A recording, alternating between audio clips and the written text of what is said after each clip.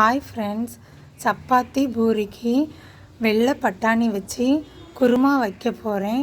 நான் எப்படி வைக்கிறேன்னு பார்க்கலாம். ரொம்ப டேஸ்ட்டாக இருக்கும், அழகாக இருக்கும். உருளைக்கிழங்கு குருமா எப்படி இருக்குமோ அப்படியே இருக்கும். நீங்களும் ஒரு தடவை ட்ரை பண்ணி பாருங்கள். வாங்க போகலாம் வைக்க.